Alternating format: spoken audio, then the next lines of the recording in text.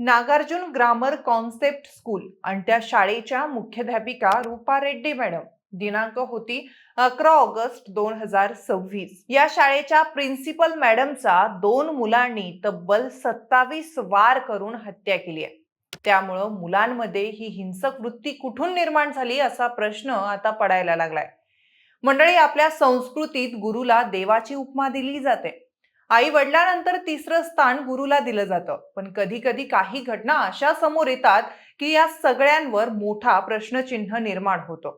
एक अशीच घटना सध्या समोर आली आहे, ती तेलंगणा राज्यातून. एका शाळेच्या मुख्याध्यापिकेच्या घरात घुसून चोरांनी त्यांची हत्या केल्याची घटना घडली. पण पोलिसांनी या प्रकरणाच्या खोलात जाऊन आरोपींना ताब्यात घेतलं तेव्हा जे काही समोर आलं ते धक्कादायक होतं. याच मुख्याध्यापिकेच्या शाळेतील फक्त 16 वर्ष वय असलेल्या 2 विद्यार्थ्यांनी त्यांची अत्यंत क्रूरपणे हत्या केली होती. आता ही हत्या नेमकं का करण्यात आली, यामागे फक्त चोरीचाच उद्देश होता की इतरही काही कारण होतं, आणि पोलिसांनी या प्रकरणाचा छडा कसा लावला, हे सगळं सविस्तर जाणून घेऊया आजच्या या व्हिडिओच्या माध्यमातून. नमस्कार, मी ऋतुजा आणि तुम्ही पाहताय विषयच भारी. मंडळी, रूपा रेड्डी नलगोंडा येथील नागार्जुन ग्रामर कॉन्सेप्ट स्कूलच्या मुख्याध्यापिका आपल्या पतीसोबत कोंडामल्लेपल्ली भागात राहत होत्या. तिथून जवळ त्यांची शाळा होती. 11 ऑगस्ट रोजी त्यांचे पती काही कामानिमित्त हैदराबादला गेले होते आणि रूपा एकट्याच घरी होत्या. त्यांच्या पतीने त्यांना अनेक कॉल केले तरी त्यांनी काही प्रतिसाद दिला नाही. म्हणून पतीला काळजी वाटली, म्हणून त्यांनी शेजारच्यांना घरी पाठवलं. रूपा दरवाजा उघडत नाहीये हे पाहून शेजारच्यांनी पोलिसांना बोलवलं. पोलीस आल्यानंतर दरवाजा तोडून घरात प्रवेश करताच पोलिसांसहित सर्वांचेच मन काही काळासाठी सुन्न झालं. कारण त्यांच्या समोर रूपा यांचा रक्ताने माखलेला मृतदेह होता. पोलिसांनी तत्काळ पंचनामा केला, ज्यात रूपा यांच्या शरीरावर तब्बल 27 वार दिसून आले. हत्येचा हा निर्घृण पॅटर्न पाहता पोलीसही चक्रावून गेले. घरफोडी किंवा चोरीच्या उद्देशानं हे कृत्य घडलं असावं असा प्राथमिक अंदाज होता. पण गुन्हेगारानं अत्यंत शिताफीनं पुरावे नष्ट करण्याचाही प्रयत्न केला होता. कोणत्याही ठोस सुगाव्याशिवाय पोलिसांसमोर या गूढ हत्येचा छडा लावण्याचे मोठे आव्हान निर्माण झाले. पोलिसांनी तपासातली सूत्र फिरवली. घरातून काही रक्कम आणि मोबाईल फोन चोरीला गेल्याचं आढळून आलं. पोलिसांना काहीच पुरावा मिळत नव्हता. त्यावरून रूपा यांच्या घराची माहिती असलेला किंवा रूपा यांचा दिनक्रम माहिती असलेलाच कुणीतरी ही चोरी केलीये अशी शंका पोलिसांनी घेतली. रूपा यांच्या घराबाहेर असलेल्या सीसीटीव्ही मध्ये कुणीच आल्याचं किंवा गेल्याचं दिसत नव्हतं. पण घरामागे असलेल्या एका सीसीटीव्ही मध्ये एक व्यक्ती लाल रंगाचा कोट किंवा जॅकेट सारखा पोशाख घालून मागच्या बाजूने आत जाताना दिसला. त्यानंतर काही वेळाने तीच व्यक्ती बाहेर येऊन मागच्या बाजूला असलेल्या झाडाझुडपांच्या परिसरातून पळून जातानाही दिसला. पोलिसांनी या सीसीटीव्ही फुटेजच्या आधारे परिसरातील लोकांची चौकशी सुरू केली. रूपा यांची शाळा घराजवळच असल्याने त्यांना परिसरातील अनेक जण ओळखत होते.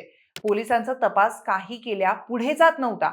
अशातच पोलिसांनी शंकीची सुई रूपा यांच्या शाळेतील विद्यार्थ्यांवर रोखली होती. शाळेतील स्टाफ आणि विद्यार्थ्यांची चौकशी करत असताना त्यांना काही विद्यार्थ्यांच्या हालचाली गोंधळलेल्या वाटल्या आणि त्यांनी 2 विद्यार्थ्यांना चौकशीसाठी ताब्यात घेतलं. छोट्याशा पोलिसी खाक्या दाखवत हे विद्यार्थी पोपटासारखे बोलू लागले. ज्या दिवशी शाळेची फी जमा करायची होती त्या दिवशी प्राचार्याकडे मोठ्या प्रमाणात रोख रक्कम असते हे या विद्यार्थ्यांना माहिती होतं. त्यामुळे 5 दिवस आधीपासून त्यांनी या चोरीचं नियोजन केलं होतं. त्यानुसार त्यांनी शाळेच्या परिसराची आणि रूपा यांच्या घराची आणि दिनक्रमाची रेखी केली. शाळेच्या आजूबाजूला असलेली सीसीटीव्ही कॅमेरे कुठे आहेत, कोणत्या मार्गाने आत जाता येईल, कोणत्या वेळी शाळेत कमी लोक असतात, प्राचार्य कोणत्या वेळी एकट्या असतात याची माहिती त्यांनी घेतली. एवढंच नाही तर गुन्हा करताना ओळख पटू नये म्हणून त्यांनी ग्लोव्ज आणि मास्कची व्यवस्था केली. त्या दिवशी शाळेतून रूपा यांच्या घरी जाऊन चोरी करायची आणि पैसे घेऊन पळून जायचं असा त्यांचा सुरुवातीचा प्लॅन होता. 11 तारखेला शाळा सुटल्यानंतर सायंकाळी 4च्या सुमारास 2 तरुण बाहेर आले. त्यानंतर त्यांनी बाहेरच्या काही साथीदारांशी संपर्क केला. त्यापैकी एक जण घराच्या मागील बाजूने आत गेला. त्याचा प्लॅन फक्त पैसे घेऊन निघायचा होता. त्यानुसार त्याने रूपा यांना चाकूचा धाक दाखवत पैशांची मागणी केली.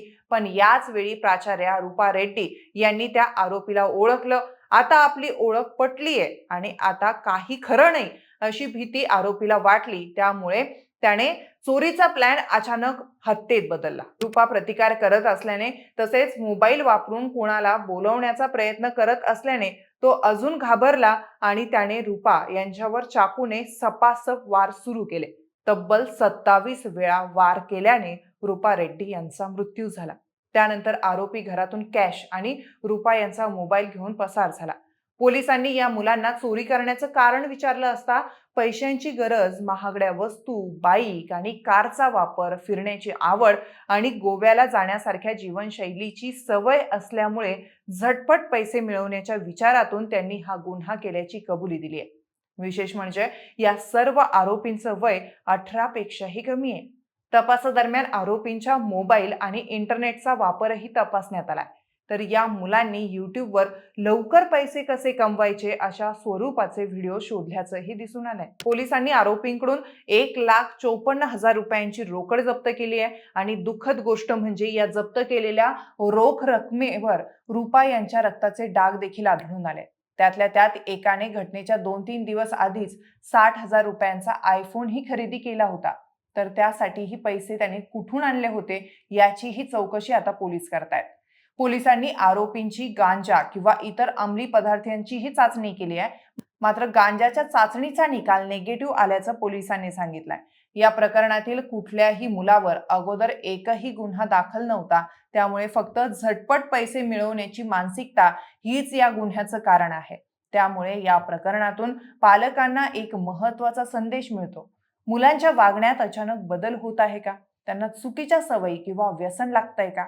ते अचानक मोठ्या प्रमाणात पैसे खर्च करतायत का? संशयास्पद लोकांच्या संपर्कात आहे का? इंटरनेटवर कोणत्या प्रकारची माहिती शोधतायत? याकडे पालकांनी लक्ष देण्याची सध्या खूप जास्त प्रमाणात गरज आहे.